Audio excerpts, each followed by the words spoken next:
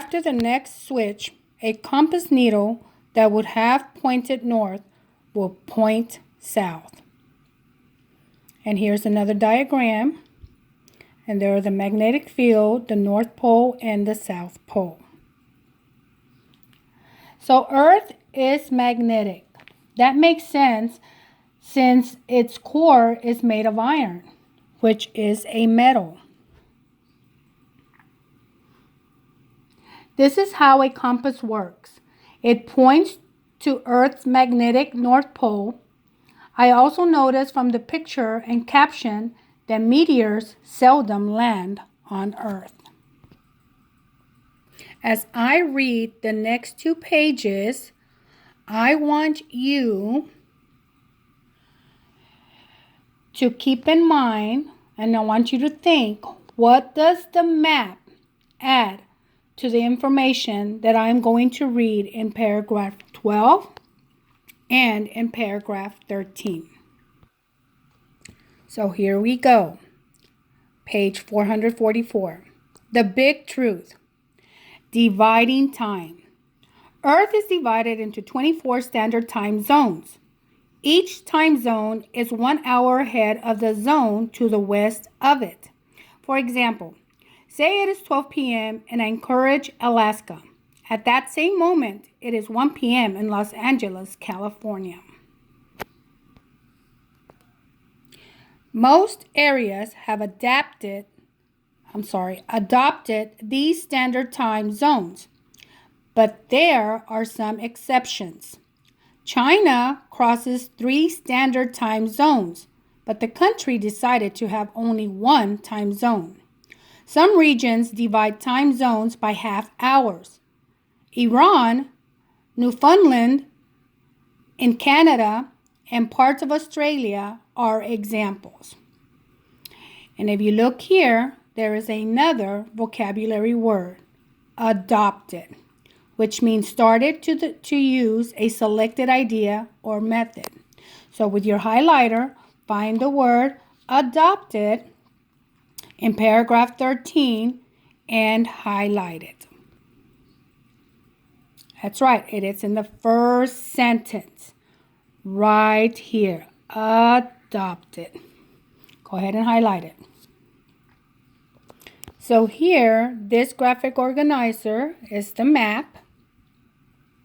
And the map and the list of locations show that countries set time zones. Now look at your close read. It says make inferences. Use the map and the list of map locations to make an inference about who sets time zones. Highlight details in the text that you include in your inference. So in paragraph 13, I read that China's 1 time zone and other nations' use of half-hour time zones support my inference. So I'm going to highlight China crosses 3 standard time zones, and then some regions divide time zones by half hours.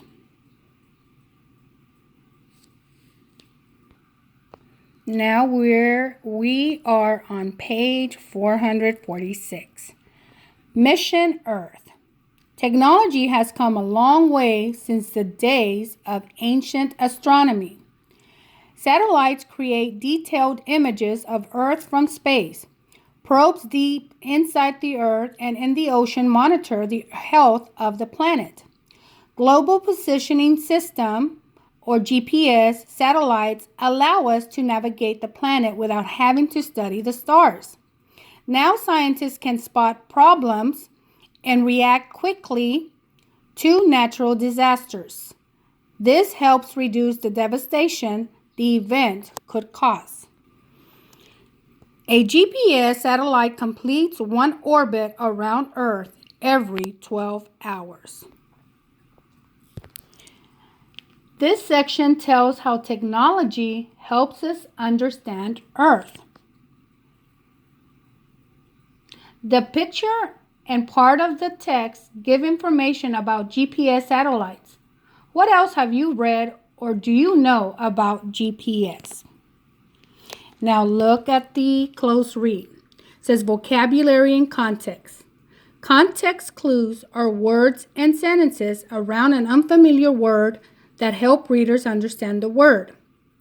Use context clues to determine the meaning of devastation. Underline the context clues that support your definition. So on paragraph 14, you see the word devastation right here. Go ahead and circle it. Now, what clues help you determine the meaning of devastation? Okay, if you said problems, that is correct. Then we have disasters over here.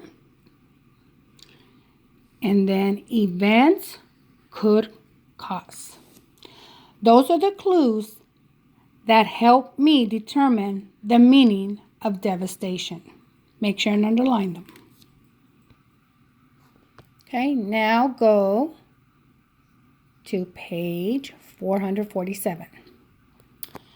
The Japanese vessel Chikyu holds the world's record for deep ocean drilling. The undiscovered deep. Oceans are one of Earth's most abundant resources, but only 5% of the ocean floor has been explored. That is changing. The National Oceanic and Atmospheric Administration is studying deep water canyons off the coast of Virginia. There, they use remote operated vehicles, or ROVs, and sonar. Woods Hole Oceanographic Institution uses a human-occupied vehicle and other underwater machines to explore and map even deeper waters. These missions help explain Earth's geological process. To the center of the Earth. The exact nature of Earth's mantle is still unknown. To solve this mystery, scientists are hoping to drill directly into the mantle and take samples. Geologists plan to drill through a section of the Pacific Ocean floor estimated to be less than 4 miles or 6 4/10 kilometers thick. Special drills are being designed to handle the stress of boring through the hard oceanic crust. This $1 billion project is planned to start drilling in 2020. So remember, boys and girls, that photos help readers of articles and nonfiction books visualize and grasp facts or ideas the author relates. So let's look at our close read. Analyze text features. How does special equipment help us learn about Earth's mantle? Underline details in the text that clarify information in the photo. So here's the photo and the caption reads, "The Japanese vessel Chikyu holds the world's record for deep ocean drilling." So the caption clarifies that the photo shows a deep ocean drilling vessel. The text details also help clarify this idea because they explain why the drill is on a ship. So if you look at paragraph 16, the details are geologists plan to drill through a section of the Pacific Ocean floor. And then special drills are being designed to handle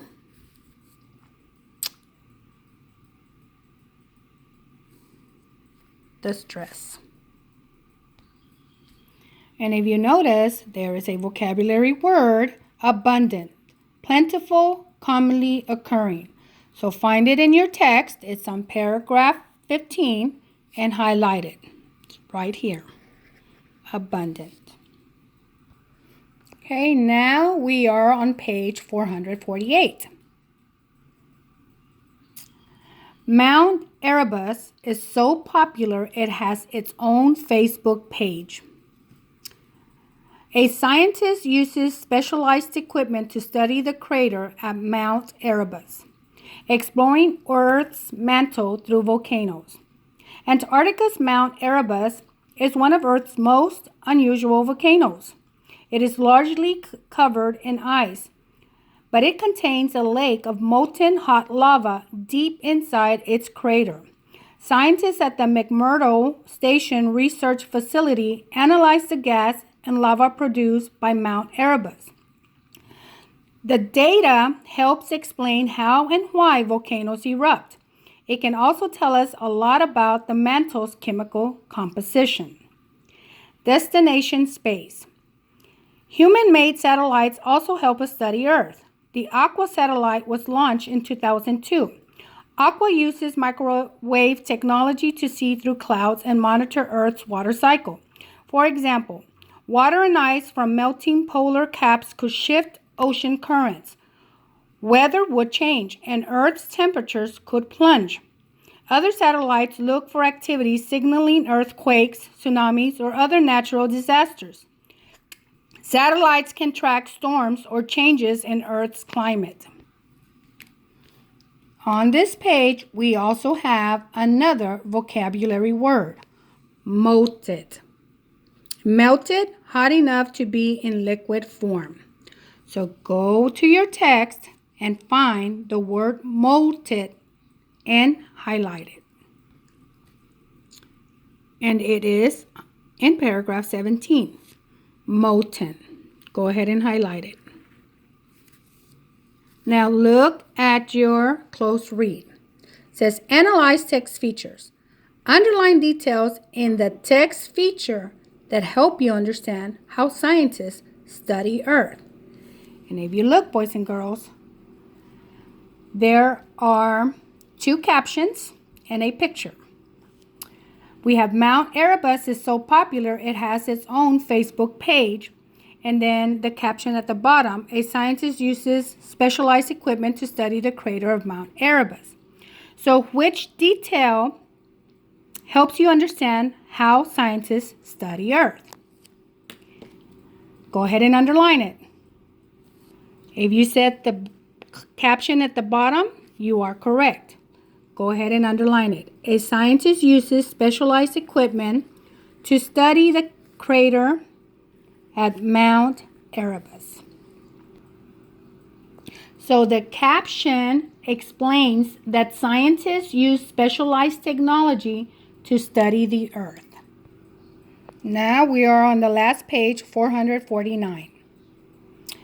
To learn how things work in a weightless environment, world scientists designed the International Space Station, or ISS. ISS welcomed its first astronauts on November 2nd, 2000. Since then, more than 200 scientists and engineers have visited the station. They have conducted more than 400 experiments as of 2013. ISS completed more than 57,000 orbits around Earth. Exploration continues to expand. People once thought Earth was the center of the universe. What will we discover next? Where on Earth are you? Do you use GPS to navigate? If so, you're receiving information from the 29 GPS satellites orbiting Earth. The U.S. Air Force maintains these satellites. 24 satellites are active. The other 5 are backups. The satellites transmit radio signals to a GPS receiver in your phone or car. Signals from 4 or more satellites are needed to accurately determine your position. Digital maps are built into the receiver. They use the satellite's information to help you navigate. Now look at this picture and let's read its caption. The Aqua satellite is a joint project between the U.S. National Aeronautics and Space Administration and Japan's National Space Development Agency. ISS orbits 240 miles, 386 kilometers above Earth. Okay, boys and girls, so that was our story of the week, Planet Earth. See you next week with another Read Aloud story.